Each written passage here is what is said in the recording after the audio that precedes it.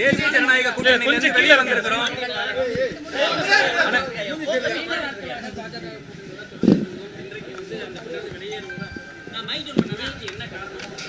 அதான் ஐயா பண்ருட்டி ஐயா சொன்ன மாதிரி அந்த முடிவு வந்து நாடறியும் என்று சொல்லியிருக்கிறாரு.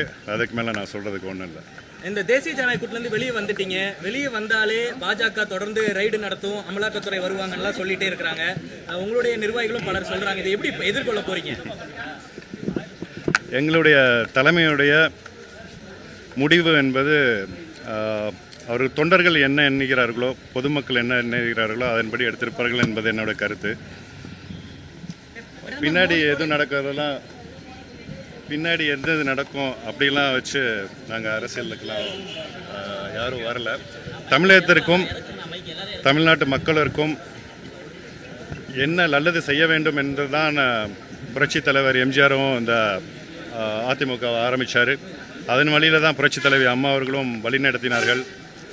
இந்த மிகப்பெரிய 2 தலைவர்களை நம்பி தான் இன்றைக்கி நம்மளுடைய இயக்கத்தினுடைய தொண்டர்கள் இந்த கட்சியினுடைய ஆணிவேராக விளங்கி கொண்டிருந்தார்கள். ஸோ அந்த தலைவர்களுடைய நோக்கம் என்னவோ அதன்படி தான் எங்களுடைய பயணம் இருக்கும். எடப்பாடி பழனிசாமியை கையில் வைத்துக் கொண்டு பாஜக அதிமுகவை கைப்பற்ற நினைக்கிறதா? ஏன்னா ஏற்கனவே பண்ருட்டி ராமச்சந்திரன் சொல்லியிருந்தாரு பாஜக அதிமுக அழிக்க பார்க்குதுன்னு. உங்களுடைய கருத்து என்ன? இந்த யோகங்களுக்கெல்லாம் நான் பதில் சொல்ல விரும்பல. திமுக தாவேகான்றது தான் 2026 சொல்லியிருந்தாங்க. இன்னும் தேர்தலுக்கு வந்து இன்னும் 8 மாத காலம் இருக்கின்றது. கூட்டணி பற்றி இன்னும் டைம் இருக்கு. அப்போ முடிவு பண்ணும். அதிமுக பாஜக கூட்டணி என்ன நினைக்கிறீங்க? அது நேரம் இருக்கு. நேரம் வரும்போது அதிமுக பாஜக கூட்டணியே தேசிய ஜனநாயக கூட்டணின்னு சொல்லிட்டு இருக்காங்க. அந்த கூட்டணி எப்படி எப்படி இருக்கும் 2026 கூட்டணி? அதிமுக பாஜகவோட தேசிய ஜனநாயக கூட்டணி 2026 அவர்களுக்கான ரிசல்ட் எப்படி இருக்கும்? ரிசல்ட் இருக்குன்னு தேர்தல் முடிஞ்சதுக்கு அப்புறம் தான் சொல்ல முடியும். எங்களுடைய கருத்தை இன்னைக்கு பொதுமக்களை நோக்கி ஐயா அவர்கள் சுற்றுப்பயணம் நடைபெறும் என்று சொல்லியிருக்கின்றார்கள். அதன்படி அவருடைய அரசியலுடைய வியூ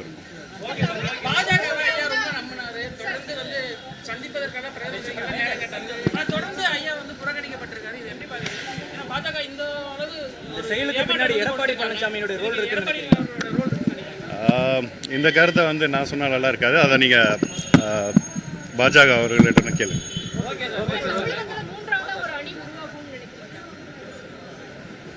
தமிழகத்தில் பத்திரிகையாளர் நீங்கள் சொல்லுங்கள். பல தேர்தல்கள் வந்து சந்திச்சிருக்காரு. அவருக்கும் அரசியல் அனுபவங்கள் இருக்குது. என்னை பொறுத்த வரைக்கும் தமிழக அரசியலில் இன்றைக்கி வந்து ஒரு மிகப்பெரிய வெற்றிடம் இருக்குன்னு நான் கருதுகிறேன். அந்த வெற்றிடத்தை நிரப்பக்கூடிய தலைவர்கள் யார் அடுத்து தமிழ்நாட்டு மக்களுக்கு நல்லது செய்வார்கள் என்று தமிழக மக்கள் ஒரு நல்ல ஒரு முடிவை 2026 அளிப்பார்கள் என்று நம்புகிறேன்.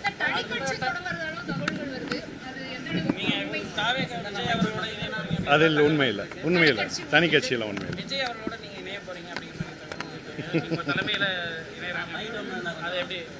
காலம் முடிவு செய்யும்.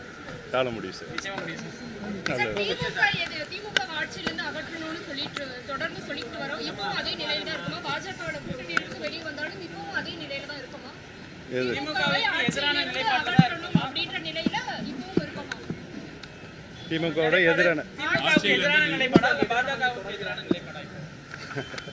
எங்களுடைய நிலைப்பாடு இன்று என்ன என்பதை எங்களுடைய ஐயா பண்ருட்டி ராமச்சந்திரன் அவர்களே இருக்க சொல்றார். அந்த நிலைப்பாடு பாஜக கூட்டணியில் வெளியே வந்திருக்கோம். அதிமுகவினுடைய தொண்டர்களுக்கோ நிர்வாகிகளுக்கோ என்ன சொல்ல விரும்புகிறோம்?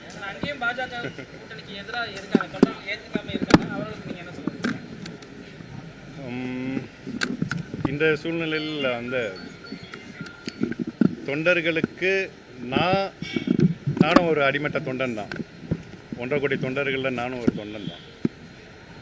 தொண்டர்களுடைய இன்னைக்கு நிலைப்பாடு என்பது அனைத்து இந்திய அண்ணா திராவிட முன்னேற்ற கழகம் ஒருங்கிணைய வேண்டும். ரைட்டுங்களா? ஏனென்றால் புரட்சி தலைவி அம்மா அவர்கள் மறைவிற்கு நேரத்தில் இந்த இயக்கத்தினுடைய வாக்கு சதவீதம் எந்த அளவிற்கு இருந்தது, இன்றைக்கு இந்த வாக்கு சதவீதம் எந்த அளவுக்கு சரிந்துள்ளது என்பதென்றால் இதில் கட்சியில் ஏற்பட்ட பிளவு தான் காரணம். அப்போ ஒன்றிணைந்தால்தான் இந்த இயக்கம் வலிமை பெறும். எதிர்காலத்தை நோக்கி ஆட்சியில் அமரக்கூடிய ஒரு சூழ்நிலை வரும் என்பதுதான் ஒவ்வொரு தொண்டனுடைய கருத்து மட்டுமல்ல, பொதுமக்களுடைய கருத்து. ஸோ அதனுடைய நிலைப்பாடு தான்